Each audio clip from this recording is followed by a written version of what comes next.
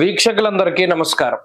2025వ సంవత్సరం మే నెలలో ద్వాదశ రాశుల వారికి ఏ విధమైనటువంటి శుభాశుభ ఫలితాలు కలగబోతూ ఉన్నాయో తెలుసుకోవడానికి ముందు మే నెలలో ఉండేటువంటి ముఖ్యమైన గ్రహాల తాలూకు స్థితిగతులను గనక పరిశీలన చేస్తే మే నెల 7వ తారీఖున చాలా కాలంగా బుధుడు మీనరాశిలోనే సంచరిస్తూ ఉన్నారు. ఆయన తన యొక్క నీచ క్షేత్రాన్ని వదిలిపెట్టి మేషరాశిలోకి ఆయన సంక్రమణం చేయబోతూ ఉన్నారు. అనగా 7వ తారీఖు మే బుధుడు అశ్విని నక్షత్రంలోకి మారుతారు, అంటే మేషరాశి సంచారం. అలాగే 15వ తారీఖు మే 2 సంక్రమణాలు కనబడుతూ ఉన్నాయి. ఒకటి వృషభ సంక్రమణం, అనగా రవిగ్రహం వృషభ రాశిలోకి సంచారం చేస్తారు. తర్వాత పుష్కరాలు ప్రారంభమయ్యేటువంటి రోజు. అది ఎంత గొప్ప రోజు అంటే రవి సంక్రమణ పుణ్యకాలము మరియు గురుడు సంక్రమించేటువంటి పుణ్యకాలము 15వ తారీఖు నాడు చాలా గొప్ప రోజు. ఆ రోజునే 2 గ్రహాలు మారుతూ ఉన్నాయి. గురుడు మిథున రాశిలోకి ప్రవేశిస్తున్నారు, రవి వృషభంలోకి ప్రవేశిస్తున్నారు. అలాగే మే నెల 21వ తారీఖున రాహుకేతువుల యొక్క మార్పు, అనగా కుంభరాశిలోకి రాహు యొక్క మార్పు మరియు సింహరాశిలోకి కేతు యొక్క ప్రవేశం జరగబోతూ ఉన్నది. అలాగే మాసం చివరిలో బుధుడు మరలా మేషాన్ని వదిలిపెట్టి వృషభంలోకి వెళ్ళిపోతారు. మిగతా గ్రహాలన్నీ, అనగా శనేశ్వరుడు శుక్రుడు మీనరాశి యందు ఉన్నారు. అలాగే కుజుడు కర్కాటక రాశి యందు సంచారం చేస్తూ ఉన్నారు. ఇక్కడ చూడండి, ఈ మే నెల చాలా కీలకమైనటువంటి మాసం. దీర్ఘ సంచార గ్రహాలైనటువంటి గురుడు రాహుకేతువులు ఏకకాలం ముందు ఒకే నెలలో, రవి గురులు అయితే ఒకే రోజు మారుతూ ఉన్నారు. 6 రోజుల వ్యవధిలో గురు రాహుకేతువులు మారుతూ ఉన్నారు. మరి ఈ గ్రహ సంపత్తిలో మే నెల అసలు ఏ విధంగా ఉండబోతూ ఉన్నది అనేటువంటి విషయాన్ని మనం తెలుసుకుందాం.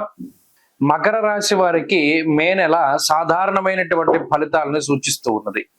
ప్రత్యేకించి ఈ మాసంలో గురుని యొక్క బలం తగ్గుతూ ఉన్నది, రాహు యొక్క బలం పెరుగుతూ ఉన్నది. అయితే దీర్ఘ సంచార గ్రహాల్లో రాహు యొక్క బలం ప్రధానంగా 2వ స్థానంలోకి రాహు రావడం చాలా అనుకూలించేటువంటి విషయం. అయితే శనేశ్వరుడు కూడా 3య స్థానంలో యోగిస్తూ ఉండడం అన్నది అదృష్టం. అంటే ఈ శని రాహువుల యొక్క అనుకూలత అన్నది చాలా గొప్ప విషయంగా విశేషంగా చెప్పవచ్చును. ఇది చాలా వరకు కాస్తుంది. ఇక అర్ధాష్టమ రవి యొక్క దోషం ఈ మాసంలో పోతుంది. అలాగే బుధుడు యోగిస్తున్నారు, కుజుడు మిశ్రమమైనటువంటి ఫలదాత. కాబట్టి మకర రాశి వారికి గత 2 నెలలుగా పోల్చుకుంటే, 2 నెలలుగా ఏంటి, దాదాపుగా ఒక 18 మాసార్ధత కుజ, అంటే 2వ స్థానంలో రాహు యోగించి 18 సంవత్సరాలు అవుతోంది. 18 సంవత్సరాల తర్వాత మరలా రాహు 2వ స్థానంలో యోగించడం సౌభాగ్య భాగ్యం ఆరోగ్య అర్ధలాభం యశస్కరం, సంపద పెరగడానికి. మీరు గమనించండి, 18 సంవత్సరాల ముందు ఉండేటువంటి పరిస్థితులు ఏ విధంగా ఉన్నాయో తిరిగి రాహు వాటిని ఇస్తాడు. సంపద పెరగడం, ఉద్యోగం పెరగడం, సౌభాగ్యం రావడం, అంటే వివాహ శుభ కార్యక్రమాలు, సంతతి కలగడం, ఇలా ఆనందదాయకమైనటువంటి ఫలితాలన్నింటినీ కూడా రాహు ఇస్తారు. వాక్ స్వాతంత్రాన్ని ఇస్తారు. భయపడుతూ మాట్లాడాల్సినటువంటి పరిస్థితులు ఉండవు ఇక మకర రాశి వారికి. ఏదనుకుంటే అది వారు ధైర్యంగా చెప్పగలిగేటువంటి స్థితిని రాహు ఇస్తారు. ఎవరి దగ్గర చేతులు కట్టుకుని నుంచోవలసినటువంటి పరిస్థితులు ఉండవు. స్వతంత్రంగా జీవితాన్ని ముందుకు సాగించవలసినటువంటి స్థితికి రాహు కారణమవుతారు. అటు 3య స్థానంలో శనేశ్వరుడు కూడా సొంత ఊర్లోనో లేదా నచ్చినటువంటి ప్రాంతాల్లోనూ భూగృహ లాభాలకి ఆయన కారణమవుతూ ఆర్థిక సంపదకి మానసికమైనటువంటి శ్రేయస్సుకి శనేశ్వరుడు కారణమవుతూ ఉన్నారు. శని రాహువులు బలంగా ఉండడం వల్ల మకర రాశి వారికి మే నెలలో అనుకున్న పనులన్నీ కూడా పూర్తి అవుతాయి. ఉద్యోగంలో ఆటంకాలు ఉంటే తొలగిపోతూ ఉండడం, అలాగే ఆర్థిక సంబంధమైనటువంటి ఇబ్బందులు తొలగిపోతూ ఉండడం, శత్రునాశనం కలగడం, రోగ బాధల నుండి బయటకు రావడం, ప్రత్యేకించి పలానా ఉద్యోగం కావాలి, పలానా ఉద్యోగం కోసం శ్రమిస్తున్నారు అనుకుంటే ఆ ఉద్యోగం లభించడం, లాంగ్ టర్మ్ కోచింగ్లు తీసుకుని పరీక్షలు రాసి కాంపిటేటివ్ ఎగ్జామ్స్ రాసేటువంటి వారు మంచి ఫలితాలని అందుకుంటూ ఉండడం, మేధస్సు బుద్ధి సరిగా పనిచేస్తూ ఉండడం ఇత్యాది విషయాలన్నీ కూడా చాలా అనుకూలంగానే కనబడుతున్నాయి. అర్ధాష్టమ రవి దోషం ఎప్పుడైతే పోతుందో గతంలో వాయిదా వేసుకున్నటువంటి పనులు, శుభ కార్యక్రమాలన్నీ కూడా చాలా నిర్విఘ్నంగా ముందుకు సాగుతూ ఉంటాయి. తీర్థయాత్రలకు వెళ్తూ ఉండడం, బిందు విహారయాత్రల్ని చక్కగా అనుభవిస్తూ ఉండడం, ఇలా జీవితాన్ని ఆనందదాయకంగా గడుపుతూ ఉండేటువంటి పరిస్థితులు ఈ గోచార అనుకూలత వల్ల ప్రత్యేకించి మకర రాశి వారిలో కనబడుతూ ఉన్నాయి. దీనికి జాతకంలో ఉండేటువంటి దశాంతర దశలు కూడా అనుకూలంగా తోడైతే ఇది మరింత రాజయోగప్రదంగా మకర రాశి వాళ్ళకి ఉంటుంది.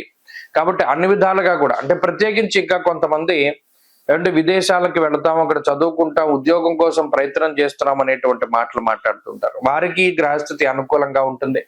అలాగే కుటుంబ పరమైనటువంటి ఇబ్బందులు అంటే వీరు ఏదైతే ఒక ప్రపోజల్ పెట్టారో దానికి కుటుంబ సభ్యులు వ్యతిరేకంగా ఉండి ఒప్పుకోనటువంటి వాతావరణం ఉంటుంది.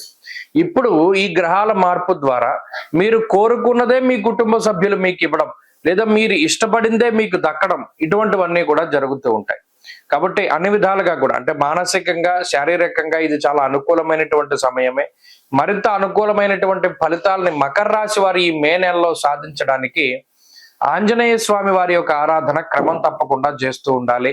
ప్రతినిత్యము కూడా ఆంజనేయ అష్టోత్తర శతనామావళి స్తోత్రాన్ని పారాయణ చేస్తూ ఉండడం, ప్రత్యేకించి గురువారం నాడు ఏదైనా శివాలయానికి వెళ్ళి పసుపు రంగు పళ్ళు గాని శనగలను గాని దానం చేస్తూ ఉండడం ద్వారా కూడా మంచి ఫలితాలు సంప్రాప్తమవుతాయి. మే నెల 15వ తారీఖున దేవగురువు అయినటువంటి బృహస్పతి ప్రస్తుత వృషభ రాశి సంచారాన్ని వదిలిపెట్టి మృగశిర నక్షత్రం 3వ పాదం మిథున రాశిలోకి అనగా మిథున సంక్రమణం ఆయన చేయబోతూ ఉన్నారు. ఈ సంక్రమణంలో భాగంగా ద్వాదశ రాశుల వారికి ఏ విధమైనటువంటి శుభాశుభ ఫలితాలు కలగబోతూ ఉన్నాయి. అలాగే ప్రత్యేకించి ఈ గురుని యొక్క సంచారానికి సంబంధించినటువంటి సందేహాలు కొన్ని ఉంటాయి. ఉదాహరణకి మిథున రాశిలో గురుని యొక్క సంచారం ప్రారంభమైనప్పుడు సరస్వతీ నదీ పుష్కరాలు అనేటువంటివి వస్తాయి. అలాగే ఈ గురుడు ప్రత్యేకించి ప్రతి సంవత్సరం గురుర్ద్వాదశ మాసాన్ని త్రింశన్మాసంశనేశ్చరః గురువు 12 నెలల పాటు ఒక రాశి యందు సంచారం చేస్తారు జనరల్ గా అయితే సంవత్సరంలో ఏమవుతుంది, కొన్ని సందర్భాల్లో అతిచార గతే జీవౌ గురునకు అతిచారము అనేటువంటి ఒక అవస్థ ఉంటుంది.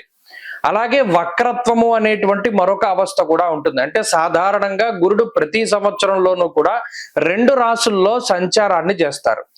ఇదే గురువు ఒక సంవత్సర కాలంలో 3 రాశుల్లోకి ప్రవేశం చేస్తే అది అరిష్ట యోగంగా చెప్పబడింది జ్యోతిష్ శాస్త్ర రీత్యా. సాధారణంగా ఏమవుతుంది అంటే ఒక 9 నెలల పాటు రాశిలో ఉండి ముందు రాశిలోకి వెళ్ళి వక్రించి మళ్ళా వెనక్కి వస్తూ ఉంటారు. కానీ ఇక్కడ గురుని యొక్క ఫలితాలు చెప్పేటప్పుడు ఏం చెప్తాము, సంవత్సర కాలం పాటు ఈ ఫలితమే ఉంటుంది అని చెప్తాం. శ్రోతలు ఏం చేయాలి అంటే ఇప్పుడు మిథున రాశిలో గురుని యొక్క సంచారం వల్ల ద్వాదశ రాశులకి ఫలితాలు మనం చెప్తూ ఉన్నాం. మధ్యలో అక్టోబర్ నెలలో గురుడు పునర్వసు 4వ పాదంలోకి వెళతారంటే కర్కాటక రాశిలోకి వెళ్ళి మళ్ళా డిసెంబర్ నెలలో మిథున రాశిలోకి వస్తారంటే మరలా బ్యాక్ వస్తారు. ఆ 2 నెలలు మినహాయించి మిగతా 10 నెలలకి ఈ ఫలితం అనేటువంటిది అన్వయం అవుతుంది. కాబట్టి ఆల్మోస్ట్ సంవత్సరం పాటు కూడా గురుడిచ్చేటువంటి ఫలితాలు ఏ విధంగా ఉన్నాయి అనేటువంటి విషయాన్ని మనం చాలా క్లుప్తంగా ఈ వీడియో ద్వారా తెలుసుకొనవచ్చును. అలాగే గురుని యొక్క కారకత్వాలు కొన్ని ఉంటాయి. యజన కీర్తి గృహ కాంచన పుత్ర వస్త్ర అశ్వాది కారకో గురు దేవగురువైన బృహస్పతి సంతానానికి కారకుడు, వాహనానికి కారకులు ఆయన. అలాగే గృహానికి భూమికి సంబంధించినటువంటి కట్టుబడులకి వాటికి కూడా కారకులు, యజ్ఞయాగాది క్రతువులకి కారకులు, తీర్థయాత్రలకి దైవ దర్శనాలకి వీటికి కారకులు. ఒక్క గురుడు జాతకంలో గోచార రీత్యా బలంగా ఉంటే జాతకంలో బలం తక్కువగా ఉన్నా కూడా కొన్ని సందర్భాల్లో గోచార గురుడు చాలా వరకు కాపాడతారు. కాబట్టి ఈ విషయాన్ని మనం దృష్టిలో పెట్టుకోవాలి. గురుబలం లేదు గోచారంలో అంటే ఆ సంవత్సరం అంతా అదృష్టం ఉండదు, దైవ బలం ఉండదు, ఏ పని చేసినా కలిసి రాదు అనేటువంటి విషయాలు ఉంటాయి. కాబట్టి ప్రతి రాశికి ఈ ఫలితాన్ని మనం అన్వయం చేసుకుంటూ వెళదాం. ఈ గురుని యొక్క మార్పు.